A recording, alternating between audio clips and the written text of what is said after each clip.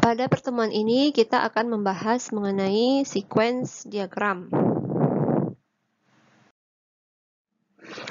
Sequence diagram adalah representasi perilaku terstruktur sebagai rangkaian dari langkah-langkah yang berurutan dari waktu ke waktu. Sequence diagram biasanya digunakan untuk menggambarkan alur kerja, pengiriman pesan, dan bagaimana elemen pada sistem secara umum bekerja sama dari waktu ke waktu untuk mencapai sebuah hasil.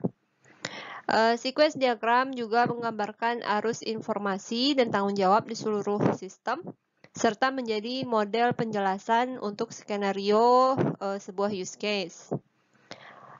Dengan membuat sequence diagram, maka aktor dan elemen yang terlibat dalam use case dapat kita modelkan, diurutkan langkahnya, di mana pengguna dan sistem berinteraksi untuk menyelesaikan tugas yang diperlukan. Berikut adalah contoh dari sequence diagram. Kita akan pelajari elemen-elemen apa saja yang ada di dalam sequence diagram ini pada slide berikut. Yang pertama adalah mengenai elemen yang ada pada sequence diagram. Yang pertama adalah aktor. Aktor adalah pengguna sistem. Pengguna dapat berarti pengguna manusia, mesin, atau bahkan sistem atau subsistem lainnya dalam sebuah model. Apapun yang berinteraksi dengan sistem dari luar atau dari batas sistem disebut dengan aktor. Aktor biasanya terkait dengan use case. Kemudian aktor dapat menggunakan sistem melalui antarmuka, kemudian melalui antarmuka batch atau melalui beberapa media lain. Kemudian interaksi aktor dengan use case didokumentasikan dalam use case skenario atau use case naratif yang merincikan fungsi yang harus disediakan sistem untuk memenuhi persyaratan pengguna. Kemudian terdapat lifeline yang mewakili elemen terhubung yang berbeda dan merupakan peserta individu dalam suatu interaksi. Sebelum memasuki elemen boundary dan control, mari kita lihat terlebih dahulu mengenai MVC, model, view, dan controller. Model, view, dan controller. Model, view, dan controller. Nah, model berisi semua logika untuk aplikasi, termasuk semua data untuk file database program. Jadi model itu berisikan data. Komponen model menyimpan data dan logika, kemudian model mewakili data yang sedang ditransfer antara komponen pengontrol atau logika bisnis terkaitnya. Misalnya objek controller akan mengambil info pelanggan dari database, kemudian memanipulasi data dan mengirim kembali ke database atau menggunakannya untuk membuat data yang sama. Kemudian ada view.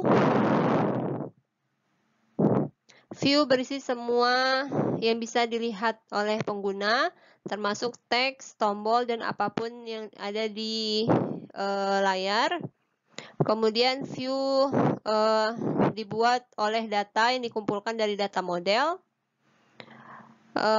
Kemudian sebuah view meminta model untuk memberikan informasi sehingga ia mengirimkan ulang hasil keluaran kepada pengguna. Kemudian controller. Controller memperbaharui model dan view. Controller ini menerima masukan dan melakukan pembaruan yang sesuai. Kemudian controller adalah bagian dari aplikasi yang menangani interaksi pengguna. Controller yang menginterpretasikan input mouse dan keyboard dari pengguna dan menginformasikannya ke model dan dan ke view untuk diubah sebagaimana mestinya. Pengontrol atau controller ini biasanya mengirimkan perintah ke model untuk memperbarui statusnya, misalkan menyimpan dokumen tertentu. Kemudian controller juga mengirimkan perintah ke view untuk mengubah presentasi tampilan yang sudah dirubah tadi.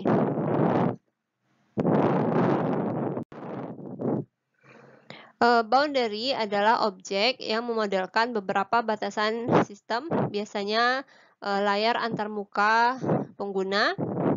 Boundary juga dapat digunakan sebagai kelas, kemudian boundary juga digunakan dalam analisis untuk menangkap interaksi pengguna, alur layar, dan interaksi elemen atau kolaborasi.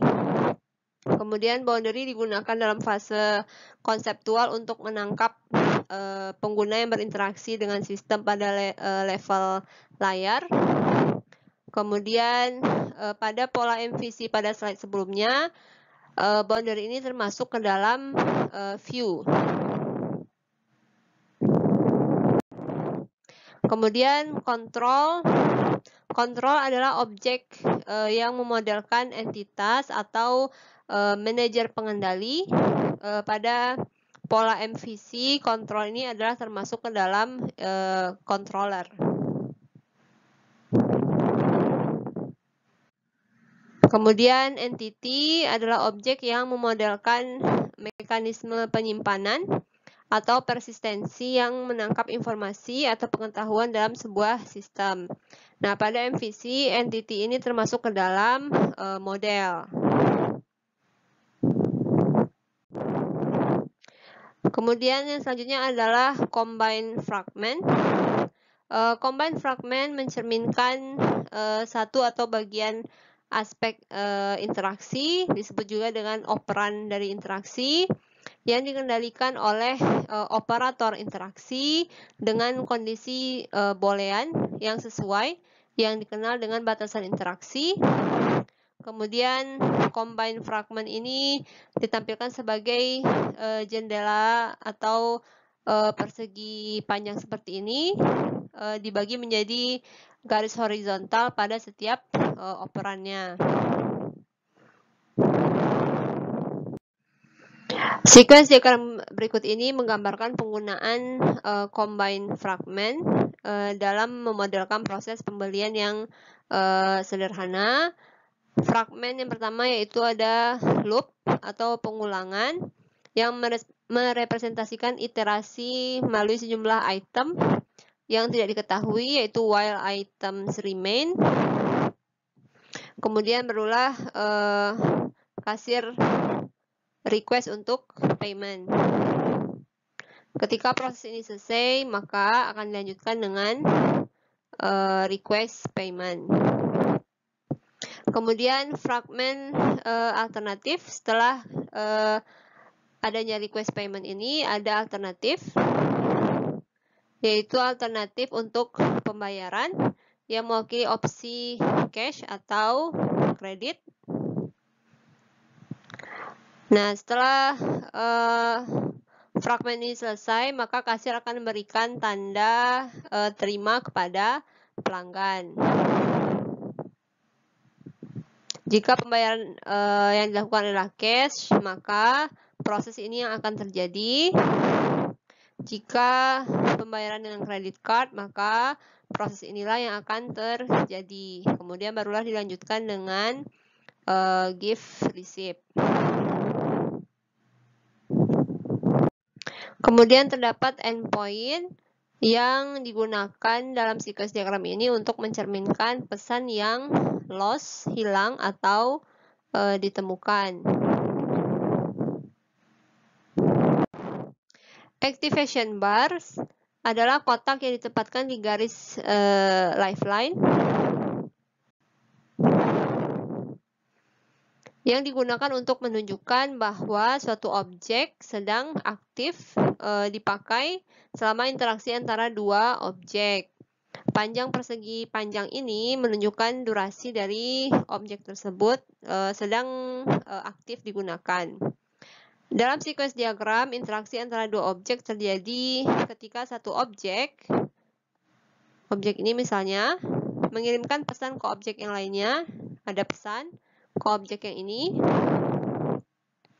Kemudian penggunaan activation bar pada lifeline dari pemanggil pesan atau objek yang mengirimkan pesan dan ke penerima pesan objek yang mengirimkan pesan menunjukkan bahwa keduanya aktif selama pertukaran pesan.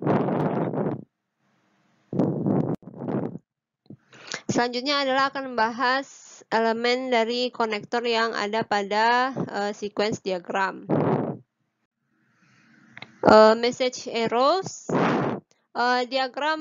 Sequence diagram menggambarkan alur kerja atau aktivitas dari waktu ke waktu menggunakan pesan atau message. Misalnya ini message, ada return message yang diteruskan dari suatu elemen ke elemen yang lain. Panah dari pemanggil pesan dari sini misalnya ke penerima pesan menentukan pesan dalam sequence diagram. Sebuah pesan bisa mengalir ke segala arah dari kiri ke kanan atau dari kanan ke kiri. Kemudian kita dapat mendeskripsikan dan membedakan pesan yang dikirim dari satu objek ke objek yang lainnya dengan arah panahnya, apakah dari kiri ke kanan atau kanan ke kiri. Kemudian bentuk garis, apakah garis lurus atau garis putus-putus. Kemudian juga dari ujung panah, apakah berisi atau hanya berupa garis. Kemudian panah pesan biasanya dilengkapi dengan deskripsi. Misalnya ini adalah message apa, kemudian ini adalah message apa.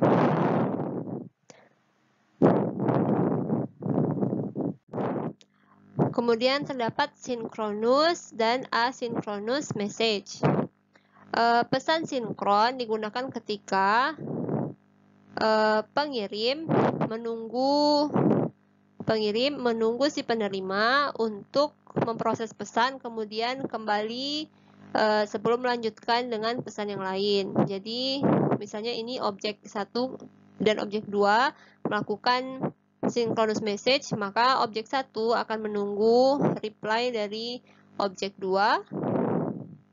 Barulah objek 1 ini akan melanjutkan ke pesan yang atau aktivitas yang lain.